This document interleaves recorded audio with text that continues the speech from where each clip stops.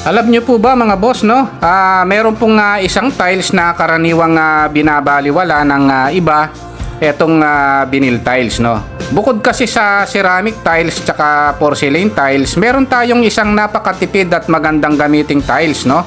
Etong vinyl tiles. Sa video ito malalaman nyo po kung ano yung advantages tsaka disadvantages ng vinyl tiles. Napaka-importante po na malaman natin itong klase ng tiles na ito, no? Kasi hindi natin maiiwasan na minsan kulang tayo sa budget pero gusto nating magpa-tiles. Sana po panoorin nyo itong video ito para malaman nyo po itong tungkol sa vinyl tiles. Alamin muna natin mga boss, no, kung ano yung vinyl tiles, no?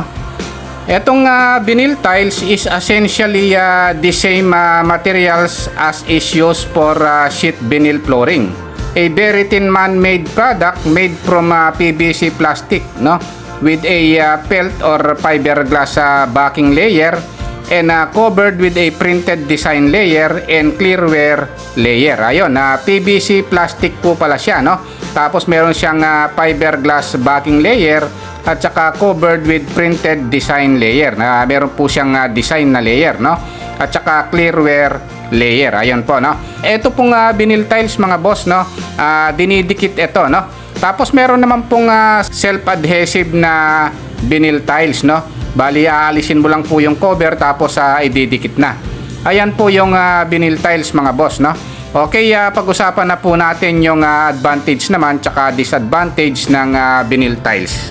Ang una nating pag-uusapan mga boss, no, dito sa vinyl tiles, ito munang advantages ng vinyl tiles, no?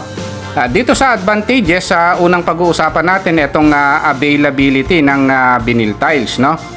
Itong availability ng vinyl tiles is available in most of the tile store. Tama po yan, no? Karaniwan po nating makikita yung vinyl tiles sa mga nagtitinda ng tiles, no? More available size like 12 inches by 12 inches, 6 inches by 36 inches, 4 inches by 36 inches, at marami pang iba, no? Samantalang yung kapal niya mga boss, no, merong 1.3 hanggang 8 mm yung kapal, no? Kaya dito sa availability wala tayong magiging problema mga boss, no? At saka yung vinyl tiles, marami tayong makikitang kulay at saka designs, no, ng vinyl tiles. Parang yung ceramic tiles tsaka porcelain tiles din, no? Maraming design na makikita at mapagpipilian.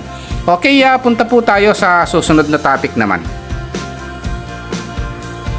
Ang susunod na pag-uusapan nating advantage mga boss, no, itong workability ng vinyl tiles, no. Ito kasing vinyl tiles mga boss, no, is lightweight and easy to cut by using simple cutter lang.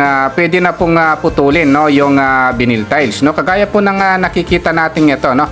Kasi nga po itong vinyl tiles mga boss, no, PVC plastic lang ito mga boss, kaya simpleng putulin ito, no. Ito pong vinyl tiles fast and easy to install. Kaya yung iba mga boss, no, hindi na nila pinatatrabaho sa iba.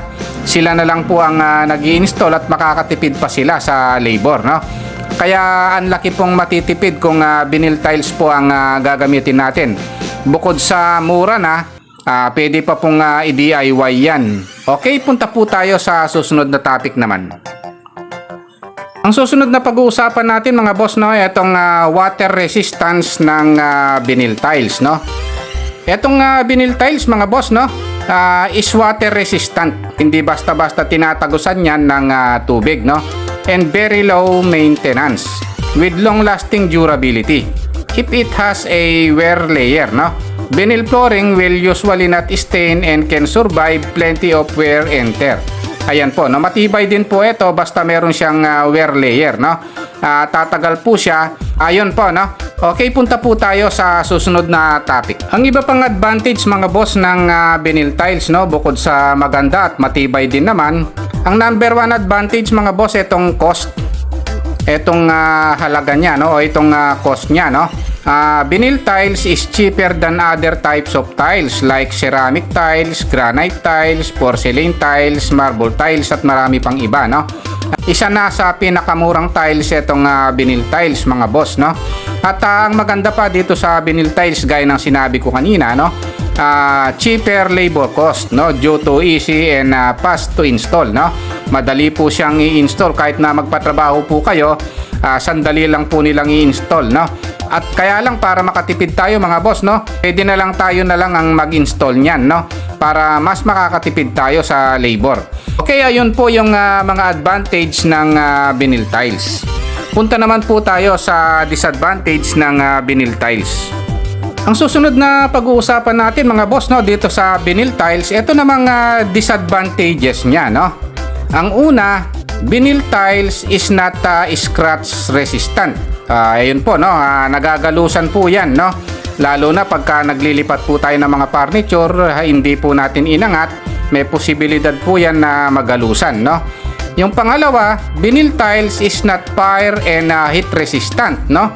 Kagaya po ng nakikita natin ito, umangat po at nadideform, no, pag nainitan yan, no.